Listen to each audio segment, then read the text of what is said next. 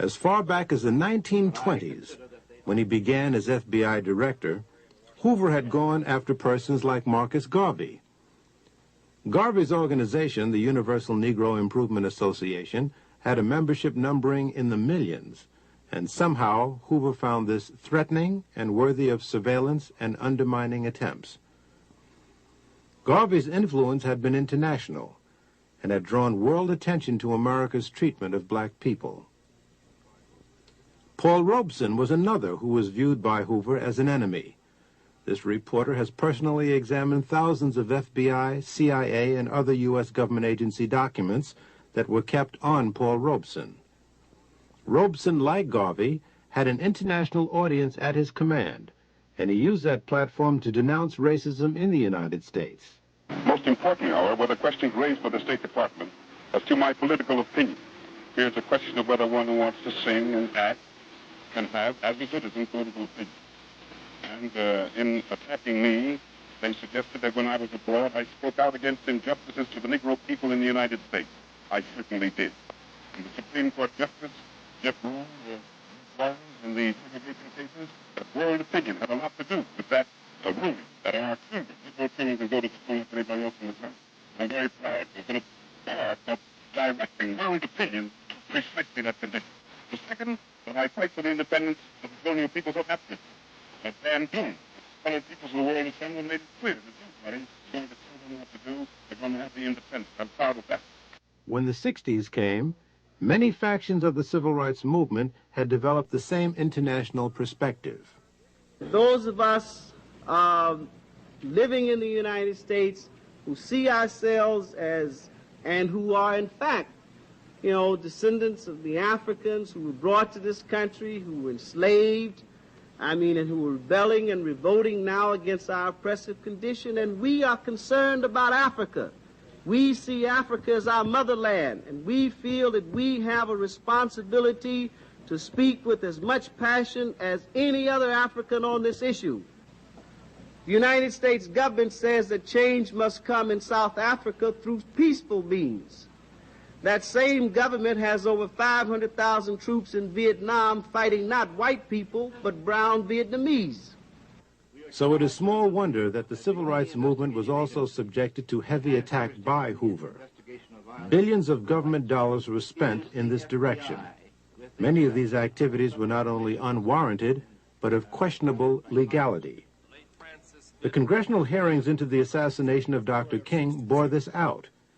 2 FBI agents testified before a Senate committee chaired by Senator Frank Church.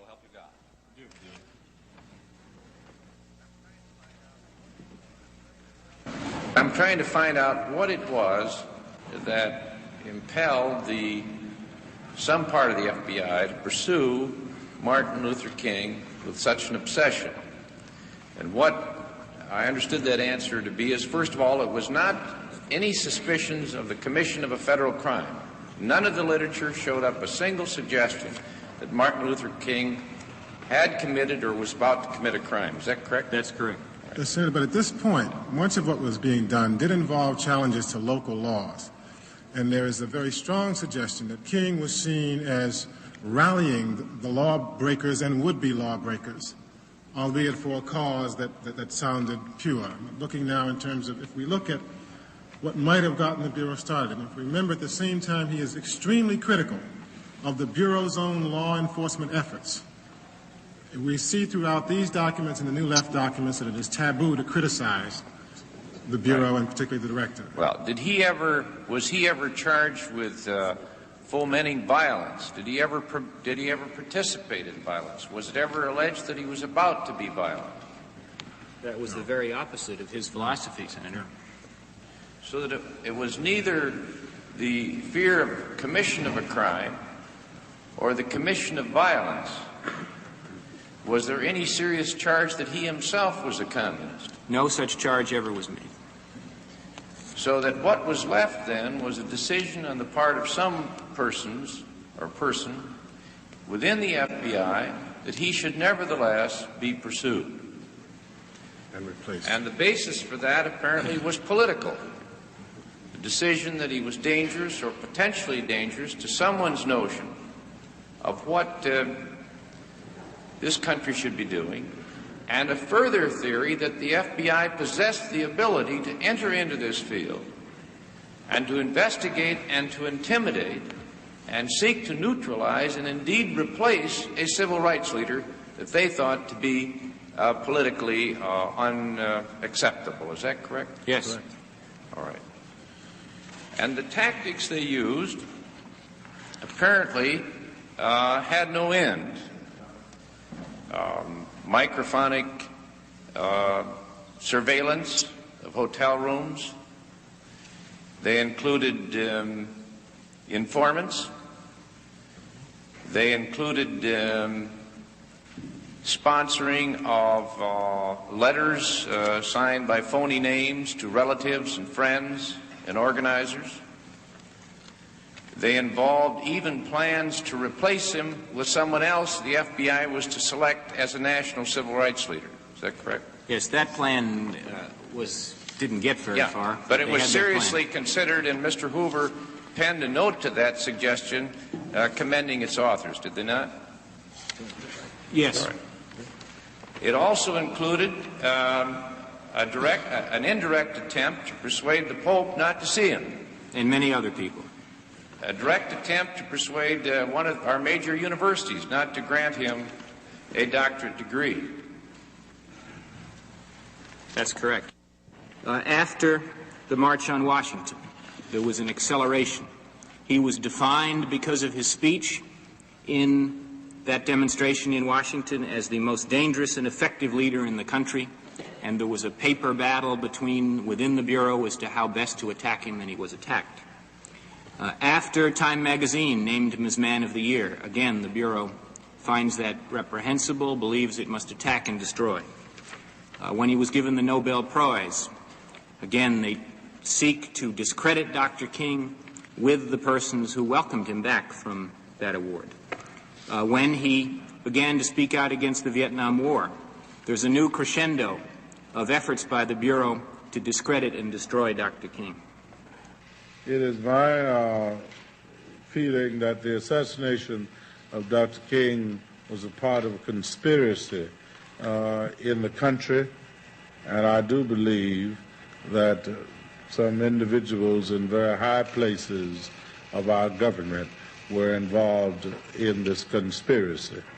And it is the same conspiracy that eliminated and destroyed President Kennedy, Senator Kennedy, Malcolm X, Medgar Evers, and so many other freedom and human rights individuals. I'm convinced that the government was involved at some level. I will never separate the conduct, the attitude of Hoover and the FBI from Dr. King's assassination. I never will do that. I think one of the most important things that come out in that investigation was that Martin Luther King in Memphis was in a white hotel, and the FBI admitted that they leaked to the press that Dr. King was staying in a white hotel instead of a black hotel, and it was that embarrassment that forced Dr. King to move into the Lorraine Hotel where he was killed. There are more questions regarding the FBI's role in the assassination of Dr. King. For example, why was Dr. King stripped of his protection just before he was killed in Memphis? Reporter Les Payne and myself interviewed police officer Ed Reddit of the Memphis Police Department, who told how he was mysteriously removed from his security post near Dr. King. However, later, his superior, Chief Holloman, denied doing so. Why do you feel you were pulled away from your assignment of surveillance that day? Why do you think they pulled you away? I think because whoever pulled the trigger, I could identify. When there were complaints from somebody, did we reduce manpower at the Lorraine? Did we reduce manpower in the area? No. The attorneys general in 1965 had for 25 years authorized wiretaps in a fairly widespread fashion. This was just one. At the very most, the only thing I can think of that I would have done, but I didn't even do that, was go talk to Bob Kennedy and ask him about it. But Mr. Katzenbach, in whom I also had great confidence, without giving me the details, said that it was all right, that he had, that there were it was not being done anymore, it would not be done anymore, and that there was just nothing to worry about. I think the issue is the near-fascist police state mentality that pervaded the intelligence community, that is a danger to America to this day. Malcolm X was kept under heavy FBI surveillance since he got out of prison back in 1953. As he rose to national prominence as the Black Muslims' chief spokesman, he became aware that he was under close watch. Our desire, our prayer, that we can have a peaceful, intelligent rally here this afternoon. But at the same time, we see that they have surrounded us with many of their own agents, in uniform and out of uniform. That surveillance escalated into the infiltration of the Nation of Islam. Personal frailties were played upon, jealousy arose, and Malcolm was ultimately ousted from that organization. This caused an intense climate of rivalry that set the stage for Malcolm's assassination in February of 1965. He was really declared a hypocrite at the time. And because of some of the things that he was saying in regards to the Honorable Elijah Muhammad, may God be pleased with him, a strong position was really taken against him. The ministers began to speak out against the things that Malcolm was saying in regards to the Honorable Elijah Muhammad, accusations that he had made about the Honorable Elijah Muhammad. He had accused the Honorable Elijah Muhammad, for instance, of fathering children and etc. And you must understand that at that time, the Honorable Elijah Muhammad, to the Muslims then, was held in such high reverence as you would even think of any prophet being held in high reverence. And this is the kind of love and admiration that the Muslims at that time had for the Honorable Elijah Muhammad. So when Minister Malcolm began to say those things, it was taken as an outright lie. I would say that, take for instance, one time in the Muhammad Speaks at that time, the newspaper printed a big article concerning the chief hypocrite. And it actually had a picture of Malcolm's head, you know, rolling or bouncing down the street at that time. And, you know, the way that picture is depicted, you know, he has little horns on his head and things like this here. So indirectly, I would say that a very, very strong position was taken against him. Yes, he's immoral. You can't take 9 teenage women and seduce them and give them babies and not tell me and then tell me you're moral. You could do it if you admitted you did it and admitted that the babies were yours. I'd shake your hand and call you a man. A good one, too. But anytime you seduce teenage girls and make them be charged with adultery, make them hide your crime, why, you're not even a man, much less a divine man. So, and this is what he did. He took at least 9 that we know about. And I'm not speculating because he told this to me himself. Yes, that's why he wanted me dead, because he knew that as soon as I woke up, I'd tell it. Plan of action was basically what took place. Me and Leon, we took seats down in the front of the Autobahn. We came early. We would drift into the Autobahn. If indeed there was a search, then we could never enter.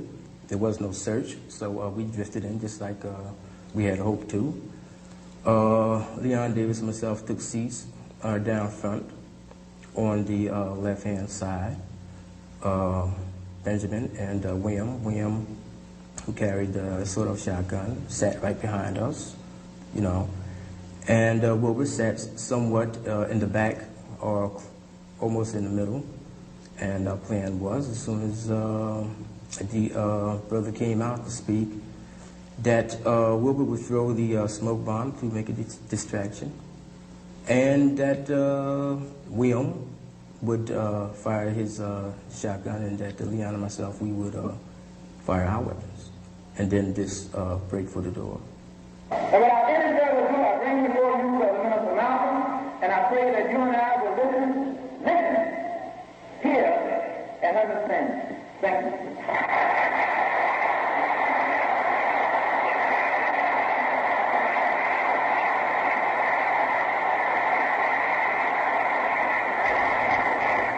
Salaam alaikum.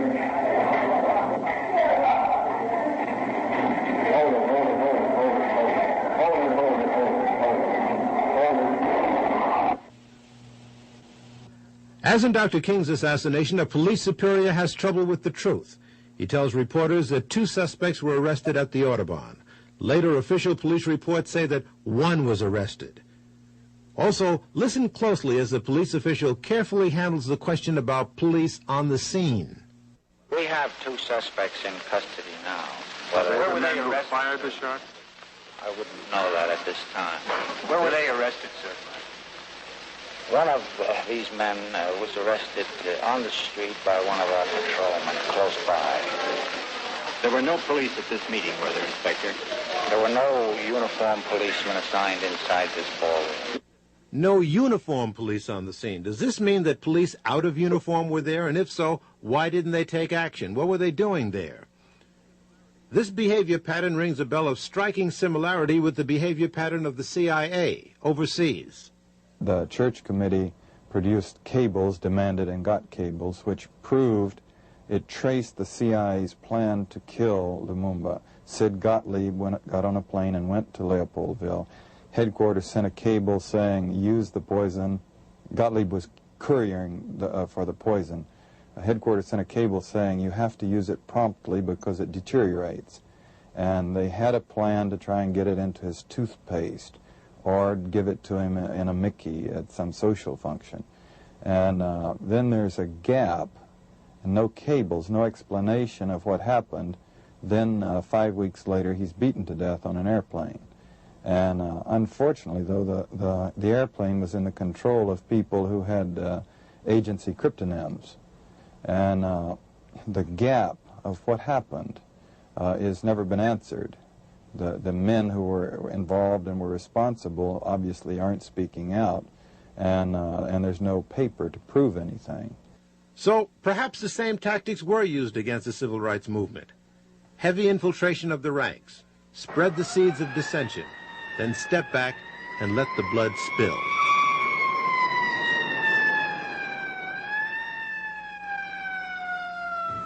As I see it, Mr. Chairman, is for this committee to be able to figure out how to persuade the people of this country that indeed it did go on.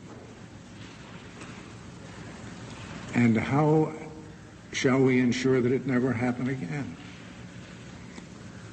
But it will happen repeatedly unless we can bring ourselves to understand and accept that it did go on.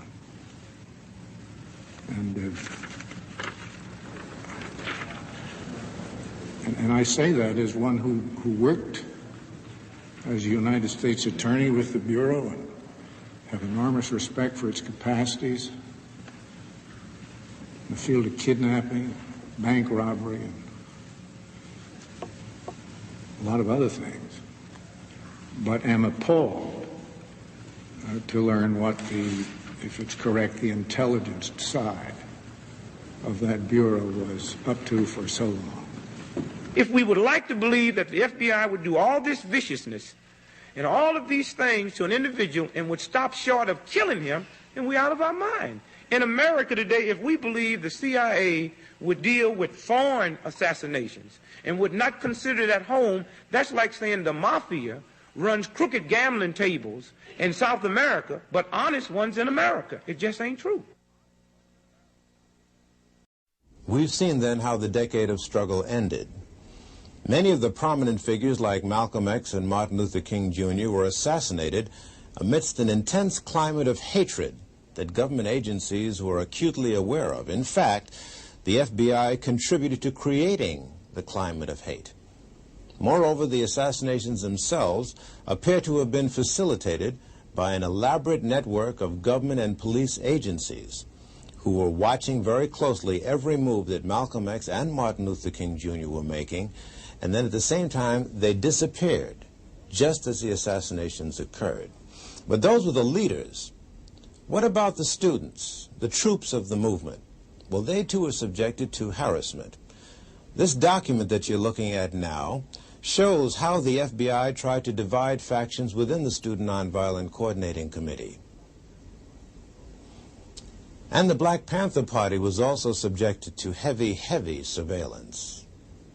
We knew the history of the FBI's infiltration tactics in other organizations, particularly the American Communist Party. There was already a record compiled that showed that the FBI was even in charge of various branches of the Communist Party. So we understood that police tactic of infiltration. There was a situation where, in a sense, the white racism was its own victim. Like, for racist reasons, J. Edgar Hoover had not recruited black agents. He had a lot of white agents. And it takes time to train some black agents. In the meantime, those white agents, try as they might, were not able to infiltrate our ranks because the Black Panther Party did not have any white members, okay? And we relied upon people that we knew.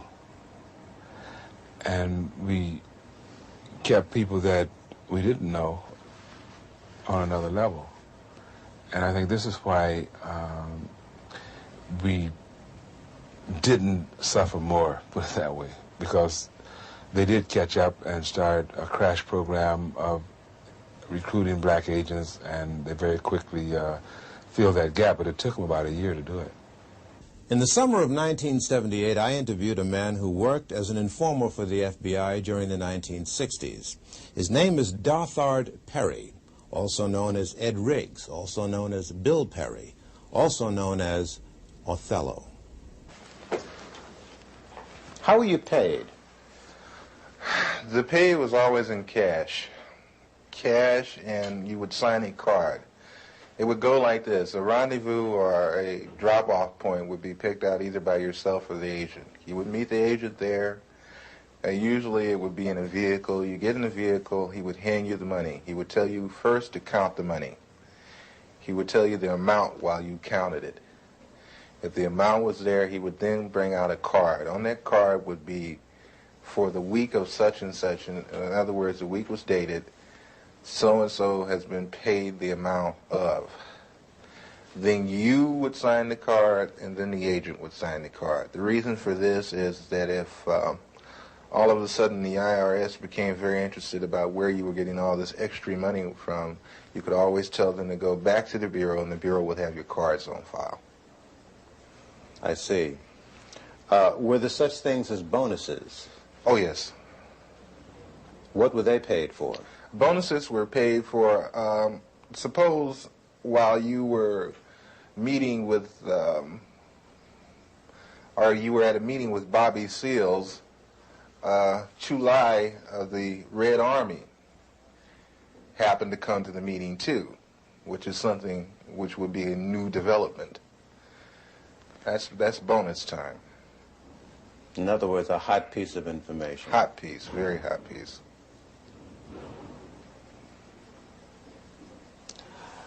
Did you ever suffer pangs of conscience? Quite a few times. Quite a few times. I still suffer pangs of conscience. I suffer from the fact that a lot of people trusted me, and I misused that trust. I suffer from the fact that a lot of information that I gave out was the undoing of certain groups or certain people. I suffer from the fact that I'm on the run constantly. I have no real life to speak of. You have no family life, really? You have a wife? No, I don't have a wife. I do have a child.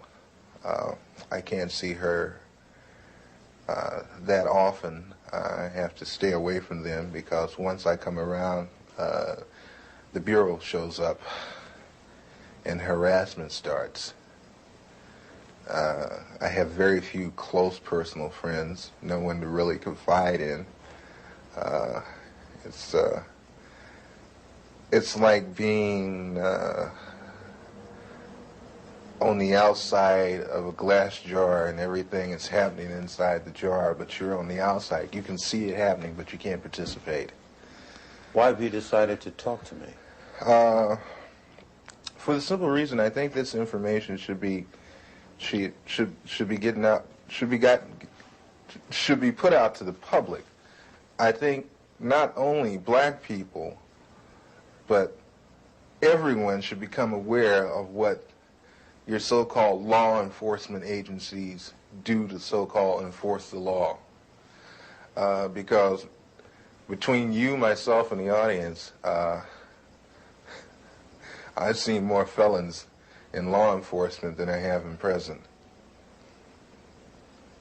Many would say, well, look, you yourself just got through saying that the BLA was involved in criminal activity. What's wrong with wanting to put them in prison? How would you answer them? I would answer them this way. First off, we have to understand why they did what they did. But I'm not even going to go off into that psychological hoo-ha.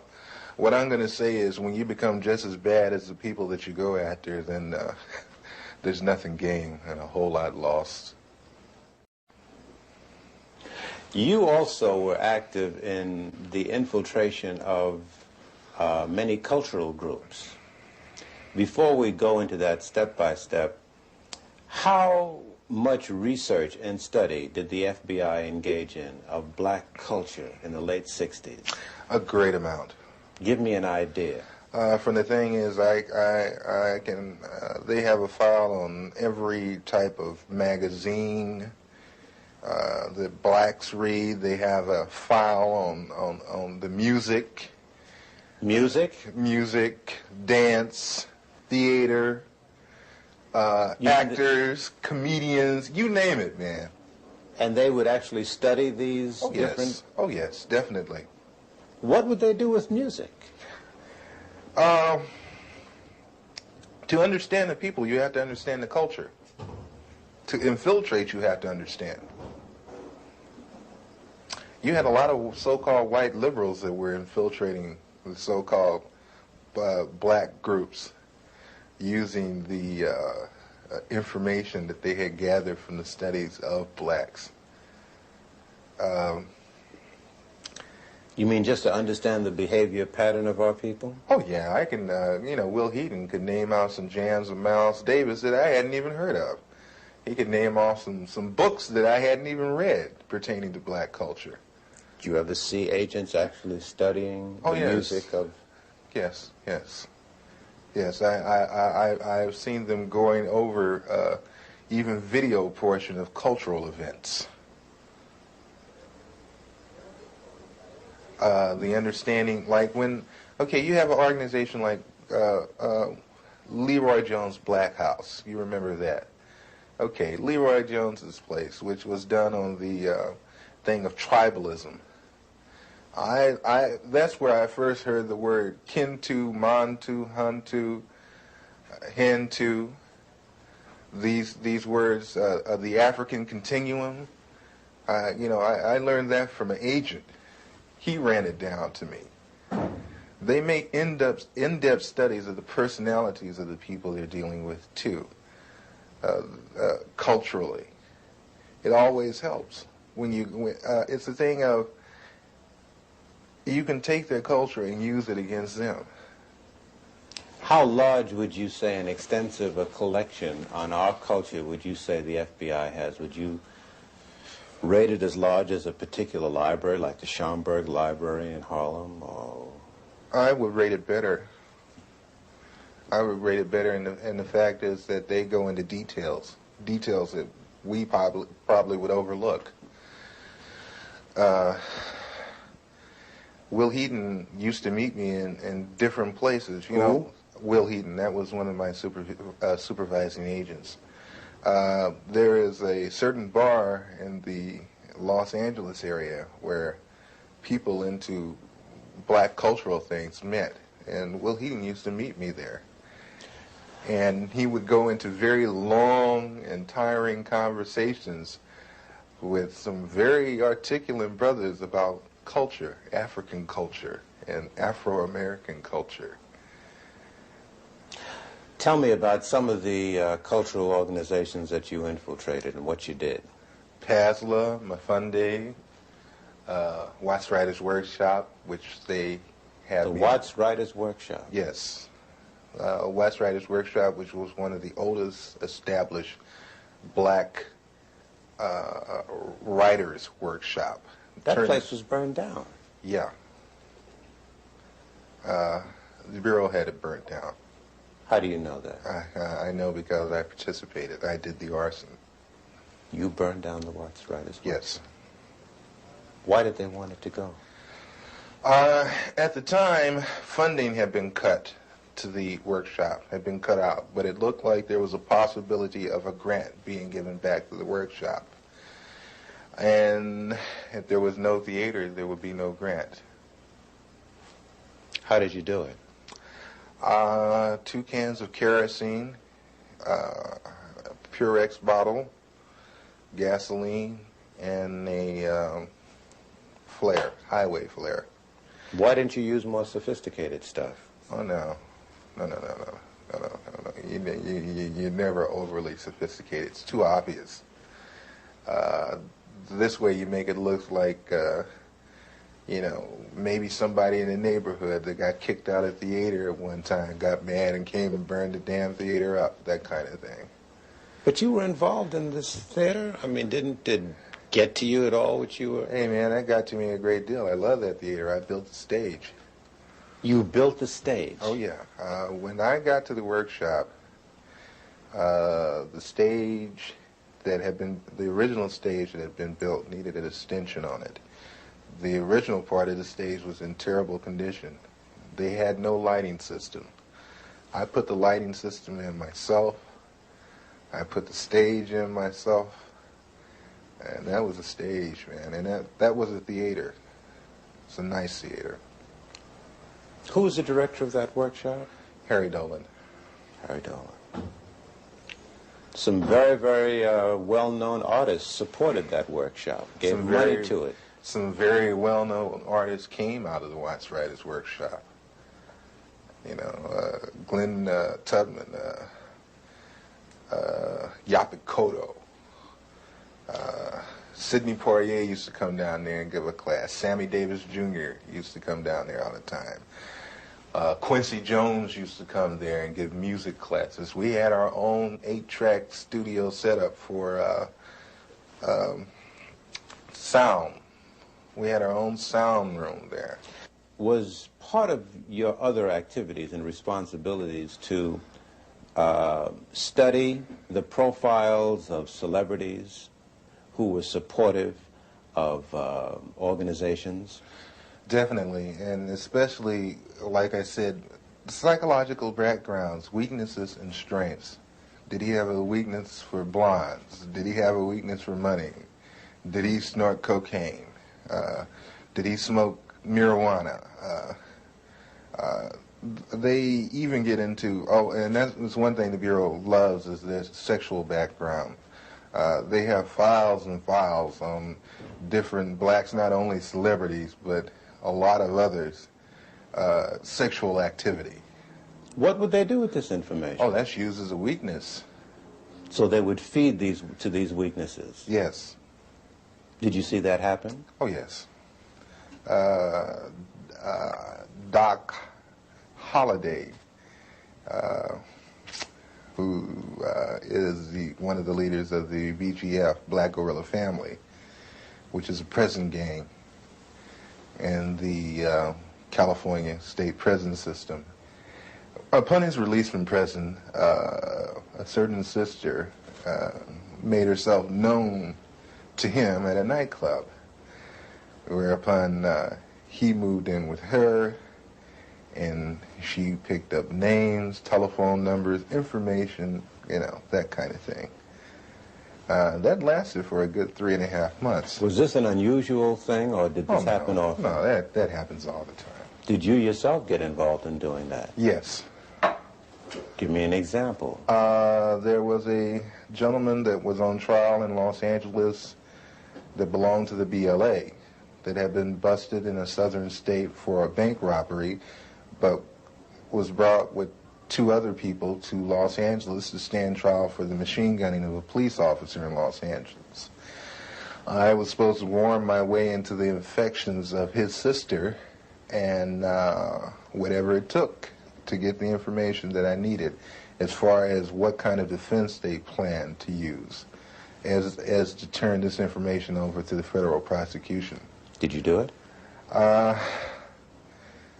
I got the information, and thank God I didn't have to go through with the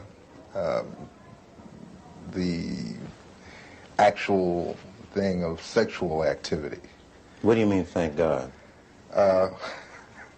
The sister was rather unappealing. How did you justify to the organizations in which you had infiltrated yourself that you were living on an $800 a week stipend or on an $800 a week standard of living when most of them were living hand to mouth? Well, hey, brother, you know, I'm hustling, you know. I mean, hey, man, you know, sell a little of this on the side, a little of that on the side. You know, I get over, you know, that kind of thing. In other words, ain't nobody's business but mine where I get the money. So, you know, everybody took it for granted that I was possibly doing a little dealing on the side. That kind of thing. Then also, everybody liked me for the simple reason that I would do things that I didn't have to do. I would go out of my way. You know, like Mafunde would have a pageant and they needed someone to do the sound setup for him, and I'd say, of course, I'll do it for you. You know, that kind of thing. I was very well liked at one time in the community. Would you say to American citizens that this situation of surveillance and infiltration continues to this day? Oh, yes. On the dimension that you experienced? Probably much larger by now. Larger? Oh, yeah. Let me put it to you like this. Each year, everything gradually escalated up more and more. So I figured when I left, it didn't stop escalating. As they say, one monkey does not stop anybody's show. You mentioned Sammy Davis Jr., who at one time, it was reported, gave money to the Black Panther Party, I believe. Were you ever assigned to look into that? Yes, I was told to try to get as close to Mr. Davis or to anyone in his office as I could. I used to go up and have real chit-chat, chummy conversation with his personal secretary, Ann, at the 9000 building on Sunset. And I used to bring a Portapac video camera, and I used to go around and I would videotape the whole office. You mean celebrities would be coming into his office and you'd film them freely? Oh, yeah. Didn't they question that? I'm from the Ross Writers Workshop. Yeah, right on, brother, you know, that kind of thing. No questions asked. Same thing with the NAACP Image Awards. You know, they were very interested in people like Sammy Davis Jr. There was another black in Los Angeles that they were very interested in because, not Los Angeles, but in Sacramento, Nathaniel Colley, who's attorney for the NAACP. And I know Nat. And they wanted information on him, just for the simple reason that he's an attorney for the NAACP, which makes no sense to me, but must make a lot of sense to them because they use the information. You've been called upon to testify in Washington. Before who? Before the Senate Committee. I was called first to testify before the Church Committee, and I did go to Washington, D.C. I did testify to those people, and I want to say right now that the committee was full of smack. They got loads and loads of information and didn't even use it, didn't release it. I had tapes that I offered to them in evidence against the Federal Bureau of Investigation with conversations of me and my supervising officers where he's telling me to obtain certain articles for him by stealing. Don't get fingerprints on it. We can really use that. Did you take the weapons over to such and such? The Churches Committee told me that they couldn't use the tapes because the tapes were gotten by illegal means. What would you say about the composition of the committee panel that questioned you? I can say that's for the birds too, because the same people that I was talking about were the same people on the panel with the Churches Committee. What do you mean? When I came in the room to be interviewed by the so-called people from the Churches Committee, the representatives from the Federal Bureau of Investigations were also in the room. FBI agents were a member of the Church Committee panel? They were there with the investigators for the Churches Committee asking questions just like the Churches Committee. And see, this is another thing that I find fault with, and this is another reason why I am not going to Washington, D.C., is that, again, I have been asked to come again for the second time. I'm not going again. For the simple reason that when I went up there with the idea that there were agencies investigating the Federal Bureau of Investigation, not the Federal Bureau of Investigation investigating itself. You're on the lam, almost. Do you have a sense that you're going to be arrested and go to prison? Oh yeah, eventually. Eventually, when things come to a head, it has to. It has to be that way. No other way around it. What would you say to citizens who sit and listen to what you've said and have a sense of frustration and helplessness? There are some agents, the old line agents, that disagree with the tactics that were used during the so-called COINTEL period. But one thing I don't want us to jump off of is that people always talk about, they're talking about COINTEL now so heavily. I'm not talking about COINTEL, I'm talking about a thing called BD, which was better known as Black Desk. The Black Desk was set up for a simple thing of infiltrating black organizations and black groups, whatever. Where was this Black Desk, or were there a number of them? There were a number of Black Desks, but the head Black Desk was in Washington, D.C., controlled by Sullivan. And the... Was he black? No. Mm-hmm. And what was the function of the Black Desks all over the country? I guess there were dozens. The function of the Black Desk was to monitor activity, social unrest, revolutionary groups, cultural groups, and such in the black community. And feed it into this central desk. And it still exists? As far as I know, yes. We've seen a number of investigations into the assassination of Martin Luther King. We've seen an extended police trial of the assassination of Malcolm X. What you seem to say substantiates what many black people say out on the street, that government agents or agencies knew that these assassinations were brewing and either participated in them or allowed them to take place. It would behoove black people, it would behoove all people, really, to question so-called the cut and dry one lone assassin theory. The Bureau and other intelligence agencies are very good at conspiracies. They are very good at setting people up to be killed. They are very good at making innuendos so the person will be killed. City police don't know about, because they have policemen in there. They don't let black people form anything without some policemen in there. And while I was in the black Muslim movement, over the black Muslim movement, many of the police who were sent to infiltrate us, they're black, would tell me, say, look, I'm a cop, but I have to come. They would tell me. I knew the Muslim movement was full of police. So don't you think anything is going down that they don't know about. The only thing that goes down is what they want to go down. And what they don't want to go down, they don't let it go down. Something else was used against the students that drove the final nails into the coffin, killing the movement. What stopped it, of course, almost dead in its track, and not by any accident, was a widespread and deliberately organized widespread use of drugs.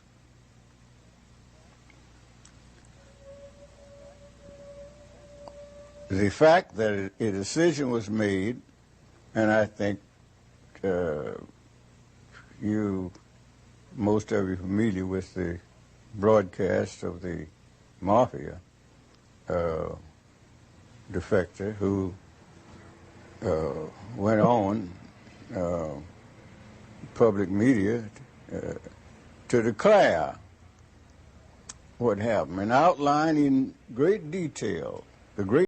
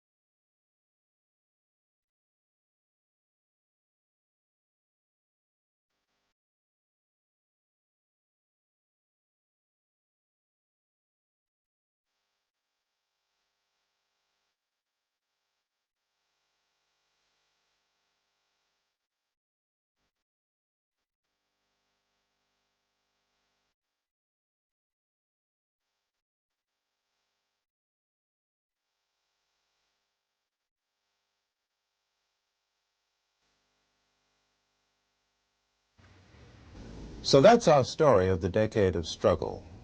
We put together this film to pay particular homage and tribute to the extraordinary young people of that era. And we give the story to our young people of today in particular, in the hope that they'll stop and think about much of the negativism that they're caught up in nowadays, and try to understand why.